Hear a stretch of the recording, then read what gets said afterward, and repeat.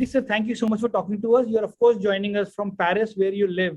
I know last few days have been very busy and stressful for you. You are putting a lot of effort to help people from the creative community to escape from their land, which is taken over by Taliban. Hope you were able to rescue those you cared about. Fortunately, we organized a very quick program for evacuation of those artists, including filmmakers, painters, writers, poets, journalists, TV presenters, to evacuate. And due to very limited time, we had chance to evacuate 250 artists, including their family. But there still remind a lot of people that we have to find out and figure out how to save them. And how are you planning to help those who are stuck in Kabul? We are trying to find out another solution for them if they can escape from the country to another neighbor countries, and we are trying to convince French government to help them and provide some facilities through their embassies abroad. Are you in touch with the people who are already stuck in Afghanistan today? Yes, sure, definitely. And they're in a very dangerous situation. They can't leave their houses. They're hiding themselves. It's an unbelievable, terrible situation for artists.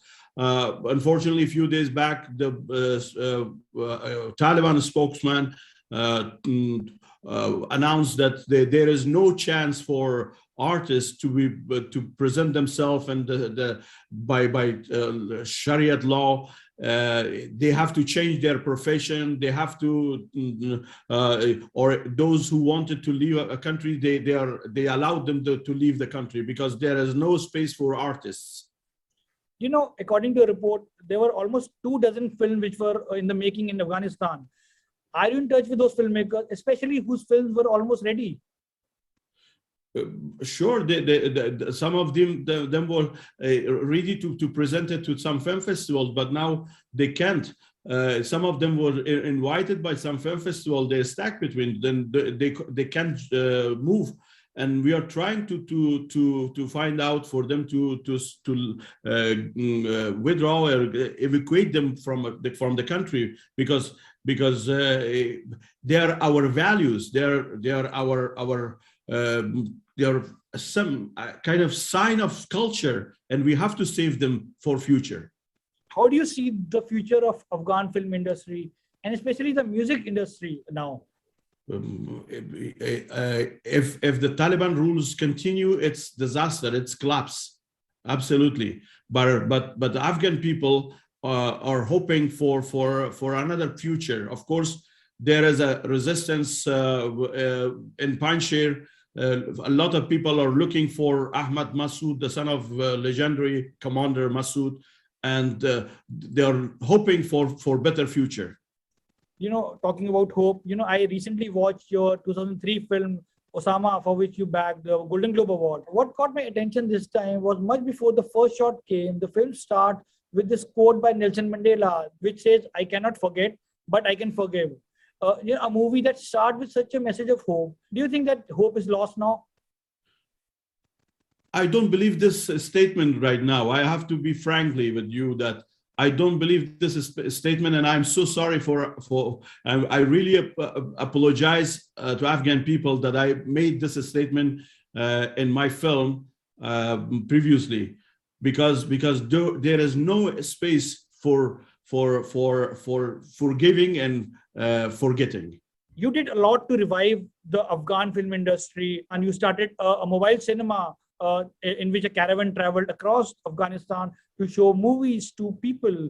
And correct me if I'm wrong, there was a screen which was damaged, and the wall of a mosque was used to showcase a Charlie Chaplin film. And you received a lot of good feedback and letters from different people. That was possible then. And today, as Taliban take over, they say it's not the old Taliban. Is there a hope that art and music and cinema will have the same liberty as before? Just the only things that they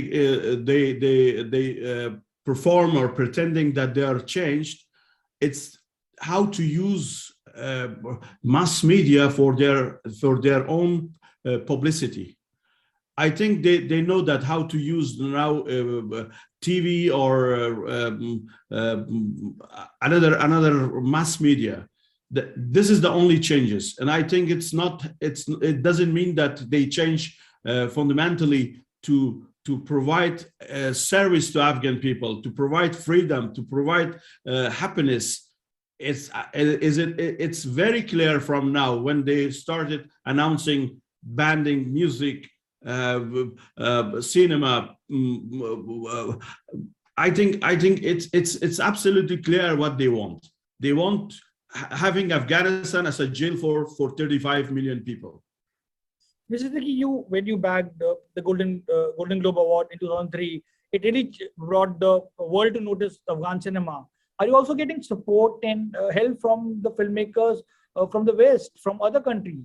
In your effort? When we wrote that open letter to different countries, to different film festivals, a lot of filmmakers, including French, American, Iranian filmmakers, a lot of filmmakers around the world join us, and they signed this open letter.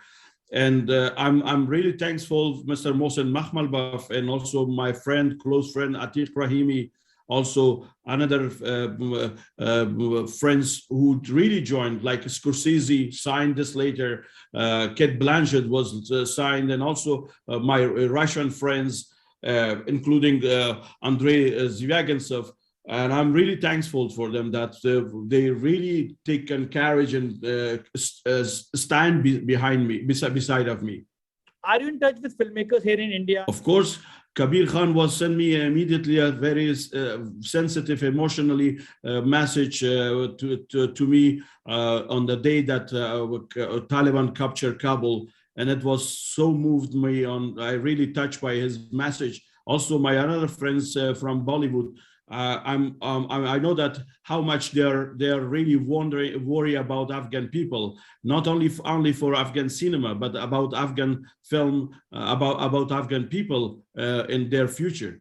Finally, Mr. Barmak, what message would you like to give to the world today who are watching this conversation? I'm really sorry for that American government, especially Joe Biden, proved that there is no value, just their own interests, and they don't. And after this, believe me that now I'm thinking about some values like democracy, freedom, and equality. And now I think we have to rethink about all definition of these words. Mr. Barmak, thank you so much for talking to us. You're most welcome, Vishal. Bye-bye.